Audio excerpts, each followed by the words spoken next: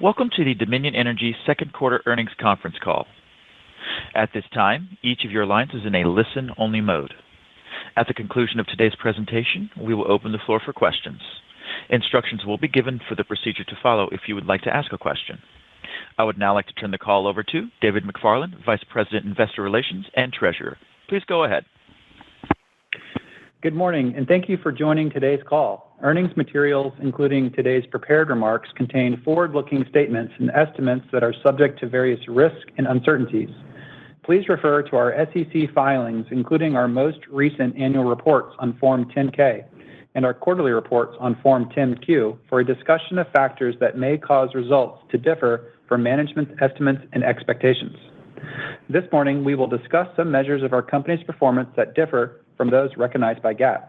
Reconciliation of our non-GAAP measures to the most directly comparable GAAP financial measures, which we can calculate, are contained in the earnings release kit.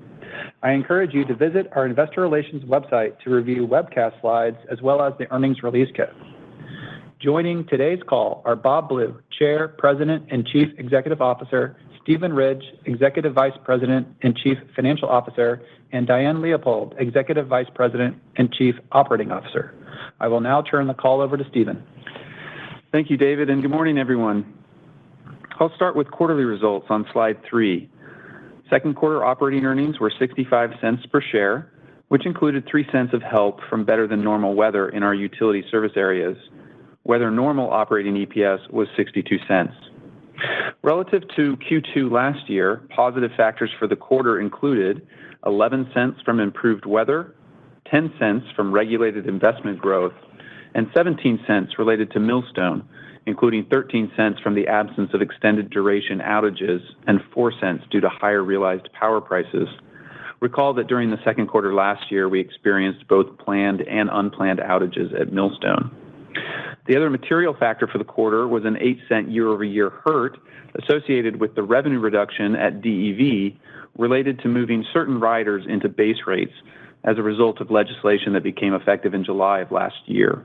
A summary of all drivers for earnings relative to the prior year period is included in Schedule 4 of the earnings release kit. Second quarter GAAP results were also 65 cents per share. Adjustments between operating and reported results include the net benefit from discontinued operations, primarily associated with the sale of the gas distribution operations, as well as unrealized and non-cash market-driven changes in the value of nuclear decommissioning trust funds and economic hedging derivatives.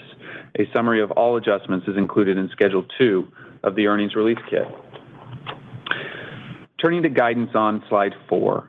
We're reaffirming all of the financial guidance we provided at our March 1st investor meeting. First, 2024.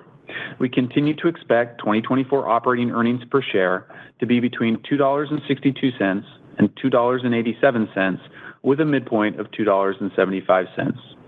Year-to-date operating earnings are consistent with the illustrative quarterly earnings cadence ranges that we provided on March 1st.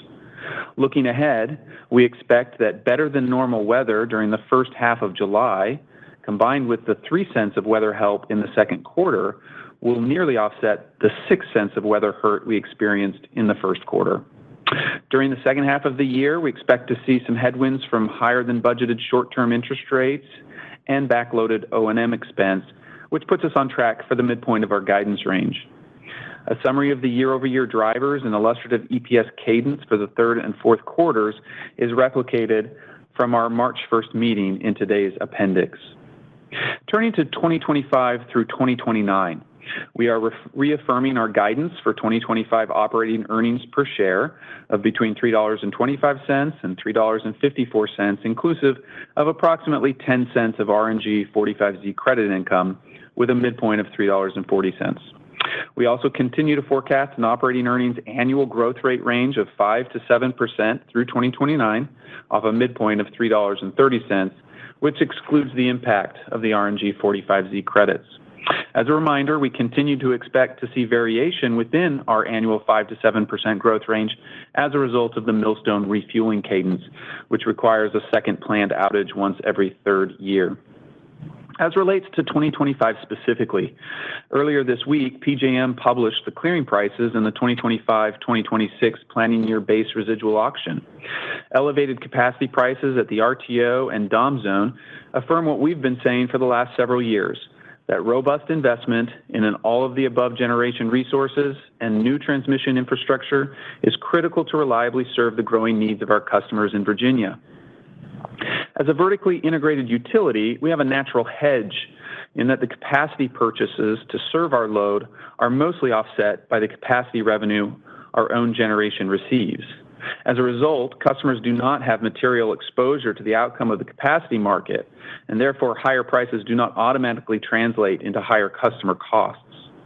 At the time of our most recent biennial rate review, net capacity expense represented only about 1% of customer bills. Since then, we've seen a variety of actual and potential bill drivers, like the elimination of the RGGI rider, that have the potential to significantly mitigate any net effect of higher capacity expense on customer bills. And remember, currently DEV's rates are approximately 22% below the national average. We'll have a holistic view of customer bill impacts when we file our next biennial case next March, with rates effective by the end of the year. Until those new rates become effective, and as a result of a small, short generation position, we expect the impact from higher capacity prices in the second half of 2025 relative to our prior assumptions to be about a 4-cent headwind in 2025, which we fully expect to overcome.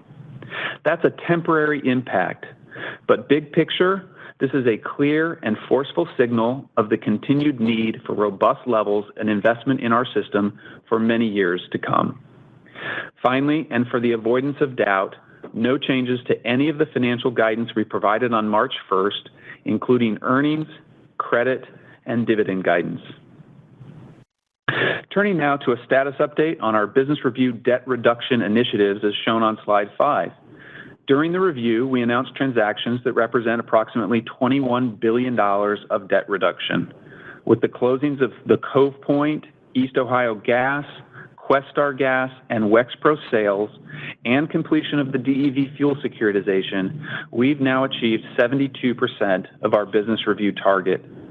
We're making excellent progress towards timely closing of the 2 remaining debt reduction initiatives, the sale of Public Service Company of North Carolina to Enbridge, and the non-controlling equity financing by Stonepeak in the Coastal Virginia Offshore Wind Project. Let me provide a little more color about what to expect here. As relates to PSNC, all parties reached a comprehensive settlement in late May, followed by an evidentiary hearing on June 11th. On July 24th, the joint proposed order was filed with the Commission, representing the final procedural step. We expect a final Commission order during the third quarter, with closing to follow shortly thereafter. And as relates to CVOW, we received Affiliates Act approval, representing the first of 2 required Virginia approvals from the State Corporation Commission on June 26th. Last week, SEC staff filed their comments on the Transfers Act and Financing Partner Petition, the second of 2 required Virginia approvals. No other parties filed comments, and we consider the staff comments to be constructive. A hearing is scheduled for August 27th, and we expect a final order later this year. In North Carolina, the financing requires affiliates agreement approval. This week, the NCUC public staff were the only party to file comments, and we consider their comments to be constructive. Next steps will be Commission hearings, if requested, followed by a Commission order. We continue to expect the CVOW financing partnership to be completed by the end of the year, and we look forward to continuing to work with all parties involved. Turning to financing on slide 6. Since our last call, we successfully issued $2 billion in enhanced junior subordinated notes. These tax-deductible securities receive 50% equity credit from the credit rating agencies. We've also issued approximately $400 million of equity under our ATM program, representing 80% of the midpoint of our annual guidance, as well as roughly $100 million under our DRIP programs. Consistent with our prior guidance, during the remainder of the year, we'll complete ATM and DRIP issuance, complete a final long-term debt issuance at DEV, and utilize proceeds from the closings of the PSNC sale and the CVOW partnership financing to further reduce debt and lower interest expense.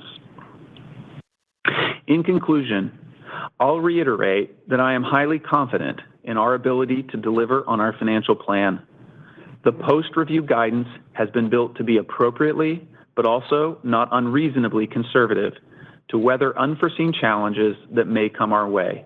And with that, I'll turn the call over to Bob. Thank you, Stephen. Good morning. I'll begin my remarks by highlighting our safety performance. As shown on slide 7, our employee OSHA injury recordable rate for the first half of the year was 0.38, reflecting the continued positive trend from the last 2 years. This is a good start, but safety is much more than just a number on a page. It's our first core value and represents the well-being of our people. Our focus continues to be on driving workplace injuries to zero. Moving now to CVAL. The project is proceeding on time and on budget, consistent with the timelines and estimates previously provided. Let me start by highlighting the exciting progress we've made on monopile installation. Thus far, we've taken receipt of 72 monopiles at the Portsmouth Marine Terminal, representing 40% of the project total. Our partner EEW continues to make excellent progress, and we expect deliveries to continue steadily in coming weeks.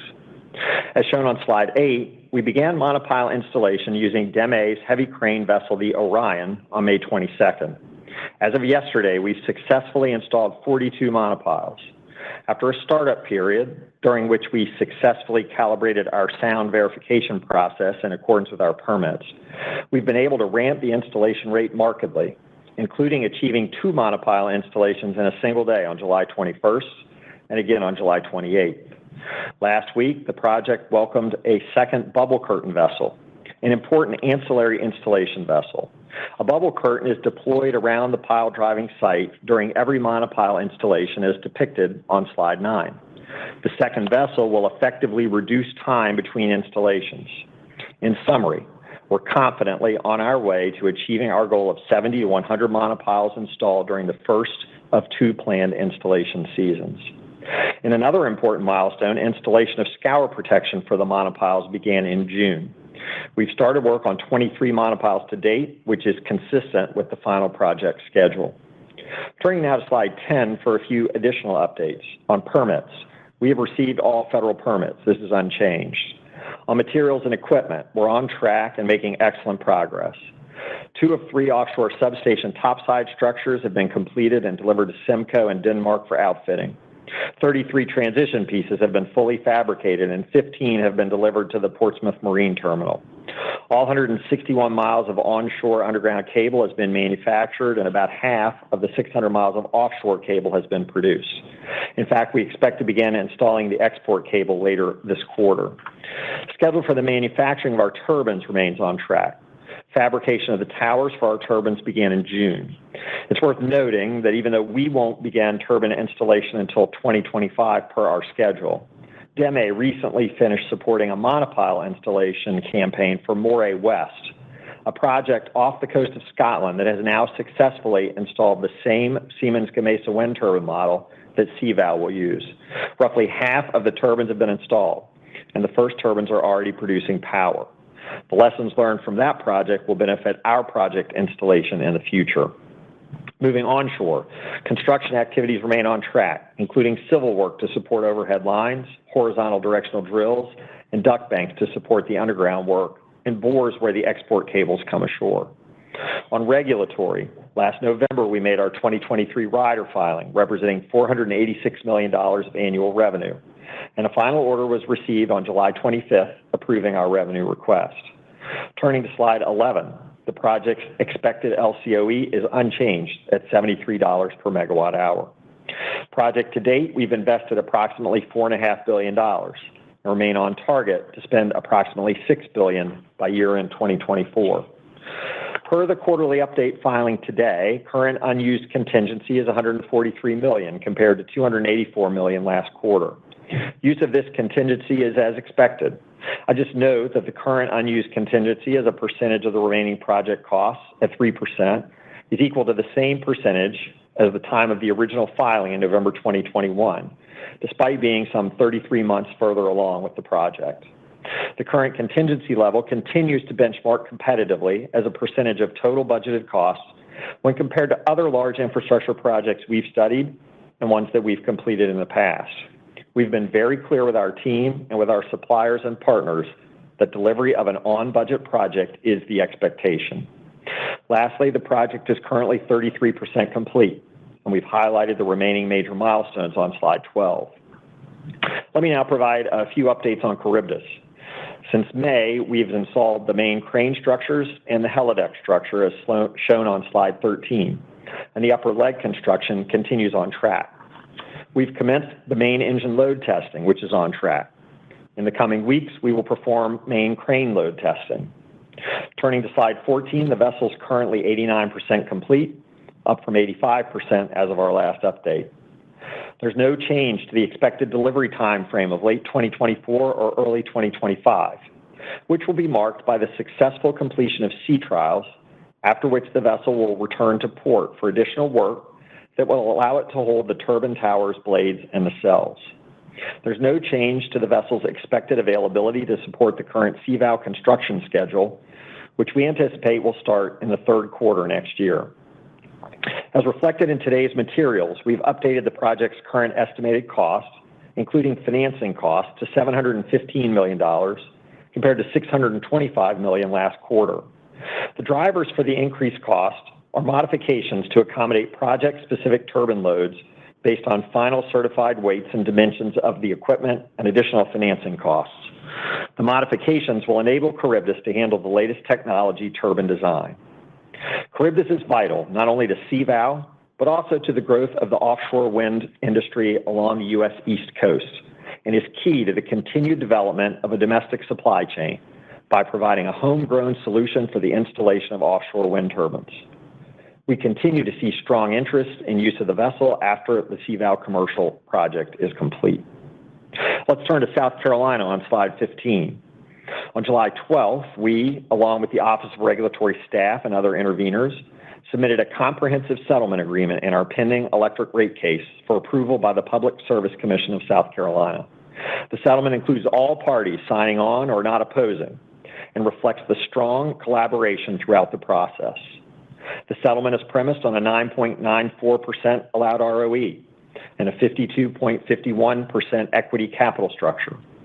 Compared to rates at the time of our original request in March and offset by the fuel reduction and other factors, the settlement's rate request would represent a net 1% increase for a residential customer's electric rate. If approved, new rates will go into effect September 1st. We look forward to further collaboration with stakeholders in South Carolina. Moving now to data centers on slide 16.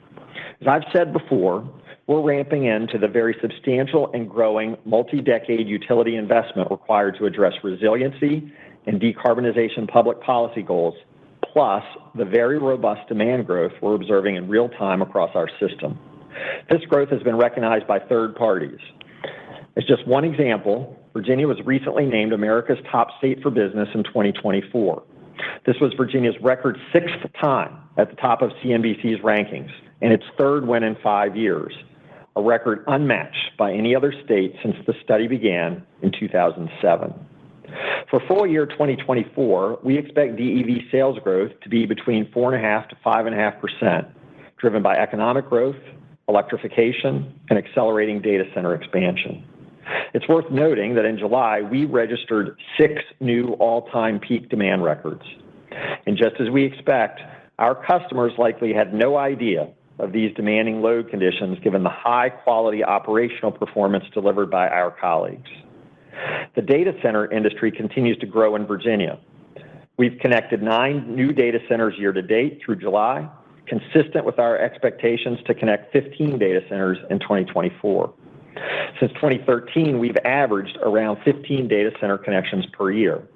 However, growth is accelerating in orders of magnitude, driven by the number of requests, the size of each facility, and the acceleration of each facility's ramp schedule to reach full capacity. We're taking the steps necessary to ensure our system remains resilient and reliable.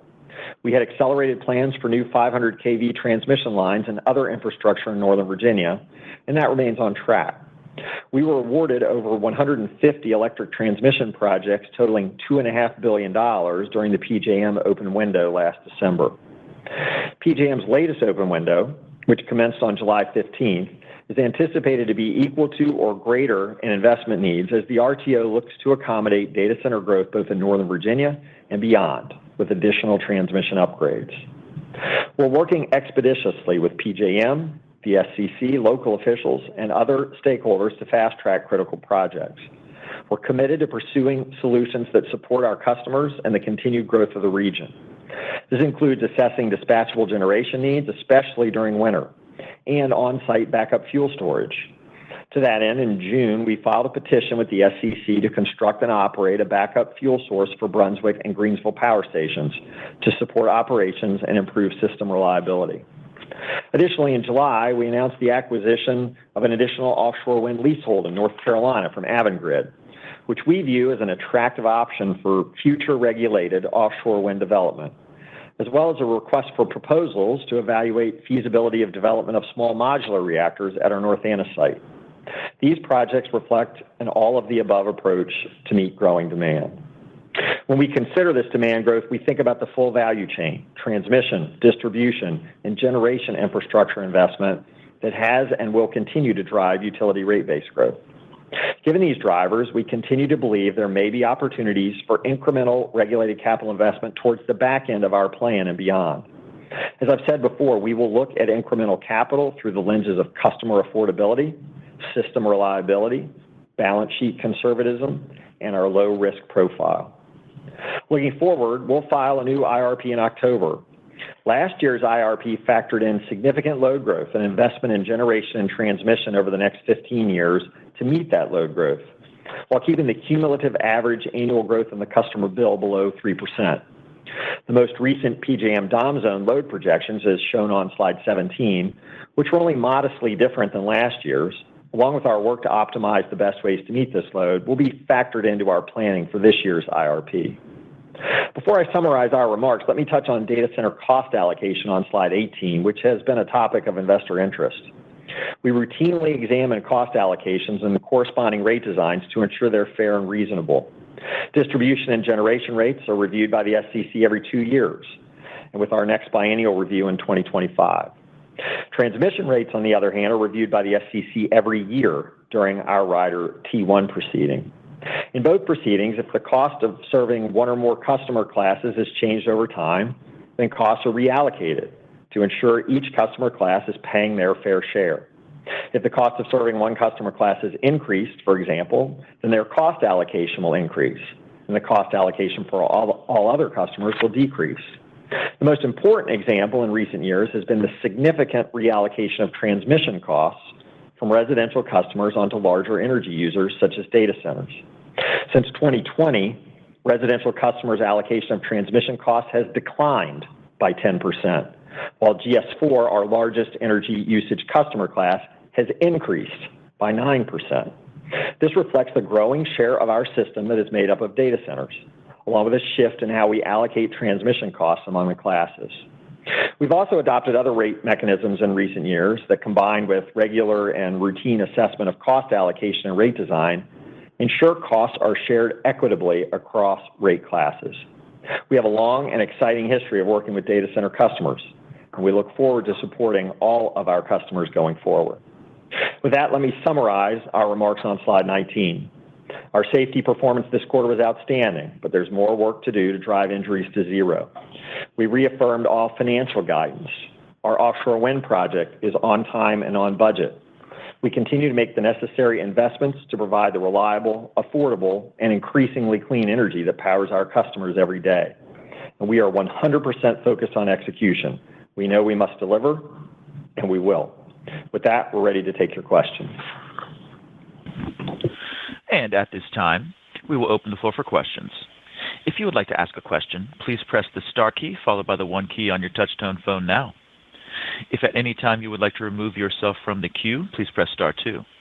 Again, to ask a question at this time, please press star 1. We'll pause for just a moment to allow questions to queue. And it does look like we have our first question from Konstantin Lednev with Guggenheim Partners. Hi, good morning, team. Thanks for taking my questions. Morning. starting off on the offshore progress, there's definitely some strong progress there on the pile driving season. Looks like you've been able to hit that 2 monopiles per day target. Could we see you exceed the top end of the 70 to 100 target range for the year, and maybe any remaining hurdles that we should think about? Hi, good morning. This is Diane Leopold. Yes, we are excited that we've been able to hit the 2, and the second vessel that we have will keep us in production mode for longer into this season. We're kind of right in peak season right now.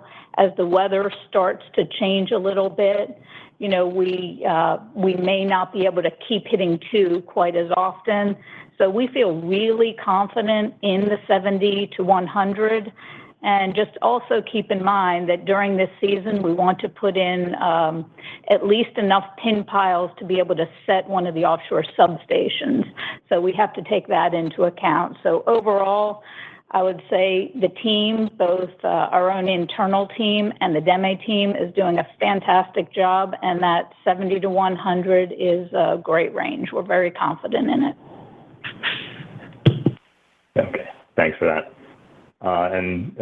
You touched on this on the resource adequacy side. We obviously saw the Dominion Zone break out significantly earlier this week.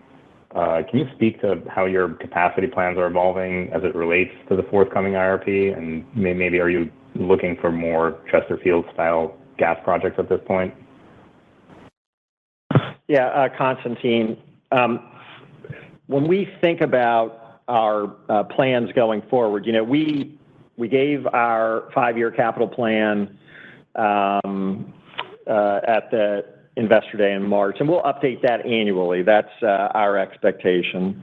And then we'll file our IRP in the fall. We update that annually as well, and that takes a longer-term view.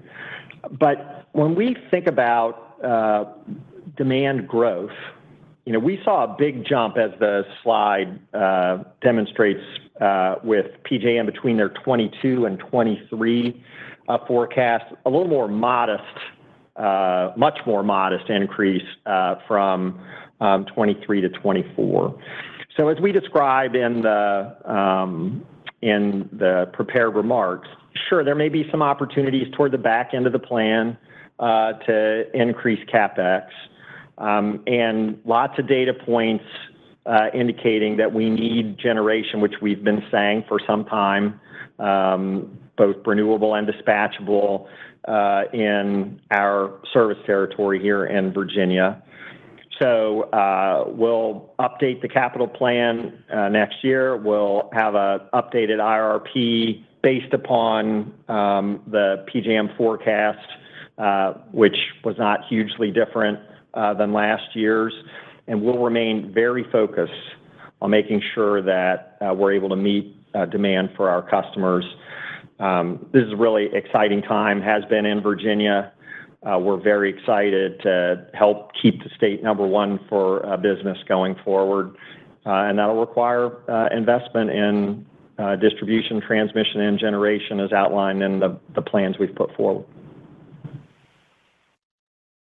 Excellent. Really appreciate the details here. I'll be jumping back in queue. Thanks so much.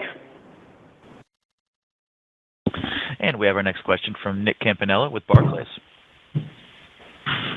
Hey, thanks for taking the time, and hope you're having a good summer. Hey, Nick. Hey, so I just wanted to follow up on the auction comments, just because I know you went through those pretty quickly. So your short generation for next year, that's a 4-cent impact. What does that look like as you get into 26? Like, do you have additional generation coming online? I'm just kind of trying to think that if things continue to be really kind of tight here for 26, 27, does that 4 cents continue? And can you just kind of expand on like the mechanism and what differs the VIU, vertically integrated model, versus these T&Ds, and why you have this kind of dynamic going on? Thank you. Yeah, Nick, I'll take it. So as I mentioned, we've got a natural hedge, which is the generation we own is bidding into the capacity market and receiving the elevated price, or will receive the elevated price you saw clear. So that revenue credits to customers. Simultaneously, we have an obligation as a load-serving entity to also go out and procure enough capacity to sort of satisfy our load, and that we'll be paying that high price as well. So naturally, we have this hedge of effectively receiving revenue at the same time as we're outlaying expense. The reason we have a small hurt in the second half of 25 related to this is because we do have a short position between the organic generation that we own and bid into the market versus the load, and we typically satisfy that through imports from PJM, and that's not news. And that short position is anywhere between 2,000 and 3,000 megawatts.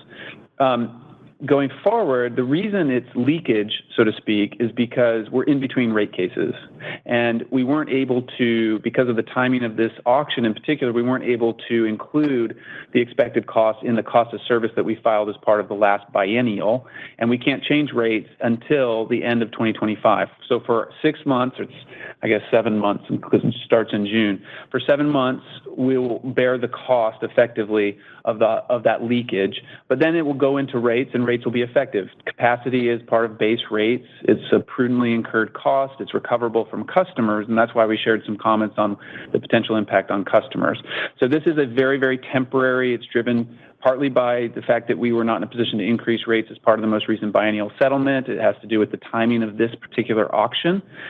And going forward, we'd fully expect to be able to recover 100% of this leakage in our rates from customers. So that's why it's temporary, and that's why we kind of said we wanted to be transparent with folks to say, hey, here's the math, here's how it works, here's what it is, but also point to that being temporary. Bigger picture, as was alluded to in the last question, this is a consistent signal of what we've been saying of the need for incremental regulated investment. Will help elongate our growth rate over a longer period of time as we put more and more capital to work on our system. So that's why we've got this natural hedge. That's what's different between the vertically integrated. And to the extent that the short position persists, which it will for some period of time, we'll have offshore wind come in, we'll have the Chesterfield CTs come in. So, but demand is growing. So as that persists, we'll think about ways to become effectively self-sufficient, as we have been in the past, as we catch up on demand. But from a financial impact, it truly is just a temporary item. Okay. That's super helpful. I really appreciate it. Thanks for that color. On the Charybdis ship, you're 90% complete or 89% complete. Costs are up $90 million. Can you just quickly speak to what's driving that and, why this should be the last revision there? Thank you. Sure. Good morning. Diane again. So as Bob talked about, these modifications, it really wasn't any change to the base ship. Those costs did not increase. But these types of modifications just are not unusual. We had to order this ship long before the final turbine design was complete for our project. So based on the final loadings, there's some additional deck stiffening and hull reinforcement for the towers and to support the cantilevered blade racks. So that's really what's driving it. It's not any kind of scope change in the ship. It's just some of these normal modifications. So we're doing a lot of those. That work is already starting, and a lot of it will happen while we're completing kind of the internals of the ship, finishing the piping, the electrical work, the crane loading. We'll go for sea trials, and then we'll bring it back and finish the last of that work to make sure that we can get the sea fasteners on to support our specific towers, blades, and nacelles. And Nick, I'd just add that of that increase, about 55 of it's pure CapEx. The rest of it is associated financing costs. And the way we finance this vessel is through a lease arrangement with a consortium of banks. And we're working with them, and they've been great partners along this way. And we don't expect there to be any other increases. I'll say that. We're very confident in that. And by working with this consortium, we've been able to ameliorate the potential cost increase from a financing cost perspective. So we view this as being less than a penny in terms, I think it's about a half a penny in terms of 2025 costs as a result of this increase. So it's not a big financial thing, but again, wanted to be transparent. Really helpful. Thanks for all the answers. Have a good day. Thanks, Nick. And our next question comes from Jeremy Tonet with JP Morgan. Hi, good morning. Morning, Jeremy. Morning, Jeremy. Just wanted to pivot conversation, if I could, towards Millstone and possibility for data center co-location there. If you could just provide any incremental thoughts on the outlook there and I guess maybe navigating stakeholder sensitivities. Sure. As we've discussed before, Jeremy, Millstone is just a great asset for us. For New England, it provides 90% plus of Connecticut's carbon-free electricity. And as you know, 55% of its output is under a fixed price contract through late 2029. The remaining output significantly de-risked by our hedging program. So we're actively working with multiple parties to find the best value for Millstone beyond that current PPA. We're certainly open to some longer type of PPA. There's been over the last year some legislative activity up in New England aimed at authorizing future further procurements. We'll have to see where all of that lands. We're certainly open to the idea of a co-located data center, and we continue to explore that option. We do clearly realize any co-location option is going to have to make sense for us, our potential counterparty, and stakeholders in Connecticut. So not any new news there. We continue to look for options for Millstone, but it remains a tremendous asset for us. Got it. Makes sense. And just wanted to dive in a little bit more, if you could kind of touched on other angles here. But as far as the ISA protest in front of FERC, where we might hear some news tomorrow, just wondering any thoughts on the subject that you might be willing to share? We're not a party to that proceeding, Jeremy, so my thoughts would not be appropriately educated. So we'll let FERC and others decide that. Fair enough. And I think you mentioned that net capacity expenses were previously only about 1% of customer bills, and just any thoughts on the range of what that could look like now after this auction? It's still going to be very small, Jeremy, and we try not to think about customer bill impacts as driven by isolated drivers. We try and think about all the different parts and pieces that go into that. So I mentioned in my prepared remarks that we've seen the elimination of the Reggie rider. That was $3 or $4 a month. So when we come back to the commission in March with a holistic approach, we're very, very focused on making sure customer bills are a high priority for us and making the best possible offer to our customers. So can't give you any specific information about this, but it's not going to be a big number. Got it. That's helpful. I'll leave it there. Thanks. Thank you. And we have reached our allotted time for our question and answer session. This does conclude this morning's conference call. You may disconnect your lines and enjoy your day.